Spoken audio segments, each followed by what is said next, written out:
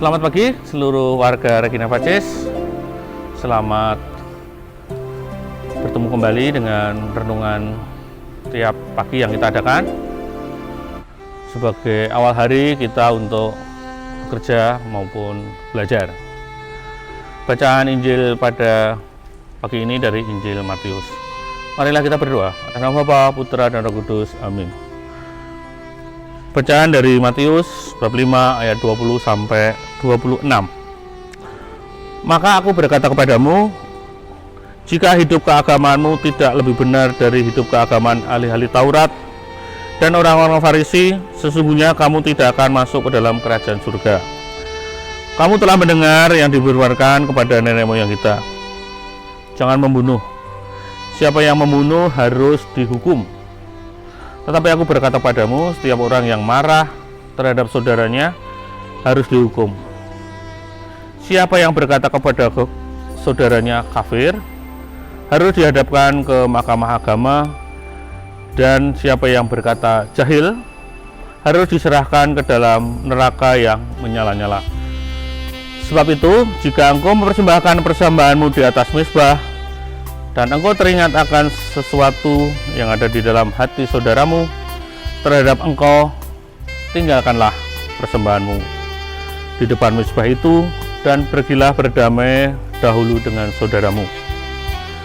Kemudian kamu kembali dan mempersembahkan persembahanmu itu. Segeralah berdamai dengan lawanmu, sebab engkau bersama-sama dengan dia di tengah jalan, supaya lawanmu itu jangan menyerahkan engkau kepada hakim, dan hakim itu menyerahkan engkau kepada pembantunya, dan engkau dilemparkannya ke dalam penjara. Aku berkata kepadamu, sesungguhnya engkau tidak akan keluar dari sana sebelum engkau membayar hutangmu sampai lunas. Demikianlah Injil Tuhan. Renungan yang bisa kita ambil dari bacaan ini adalah bahwa kita harus berdamai. Berdamai yang pertama dengan diri kita sendiri. Bagaimana kita menyadari kelemahan kita, tidak harus meratapi, tidak harus menyesal tiap hari. Setiap manusia mempunyai kelebihan dan kekurangan. Lalu kita juga harus berdamai dengan kelebihan kita, supaya kita tidak sombong, tapi menggunakannya untuk kebersamaan orang lain. Kita bisa membantu karena kita mempunyai kebiasaan terhadap sesuatu, sehingga orang lain merasa terbantu, dan mereka juga akan berusaha juga bagaimana suatu saat bisa membantu kita.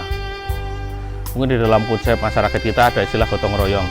Jadi bagaimana saling membantu sehingga tercipta sebuah kebersamaan, dan terutama adalah kesetia kawanan.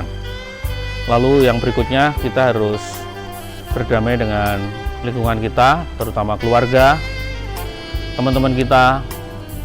Jadi kita sebetulnya tidak pernah musuh, tidak pernah mempunyai musuh, tetapi yang ada adalah bahwa kita tidak suka orang itu karena sifatnya. Maka yang utama adalah bagaimana menyadari bahwa setiap orang mempunyai kelebihan kekurangan, dan kita harus berdamai dengan orang yang kita tidak sukai, karena justru orang yang sering mengkritik kita adalah orang yang paling memperhatikan kita. Yang terakhir, bahwa kedamaian pada akhirnya akan menciptakan sebuah kebersamaan, karena kita menghadapi saat-saat sulit, terutama di saat kita pandemi ini. Untuk itu, marilah kita berdoa supaya Tuhan memberikan kekuatan pada kita. Marilah kita berdoa. Ya Tuhan, Kau anugerahkan cinta kasih kepada kami sebagai makhluk ciptaan-Mu yang paling mulia.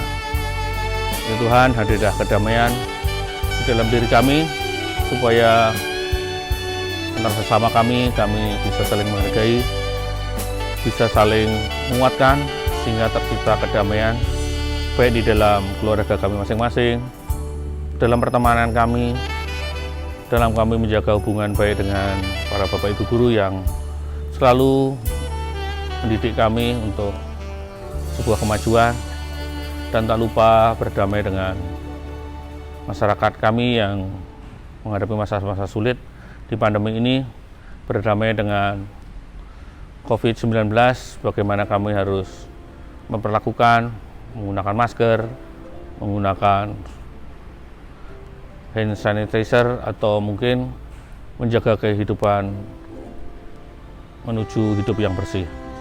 Ya Tuhan, segala doa dan harapan kami harapkan, kami gantungkan dalam penyertaan-Mu dengan perkataan Kristus, Tuhan dan pengantara kami. Dalam nama Bapa, Putra, dan Roh Kudus. Amin.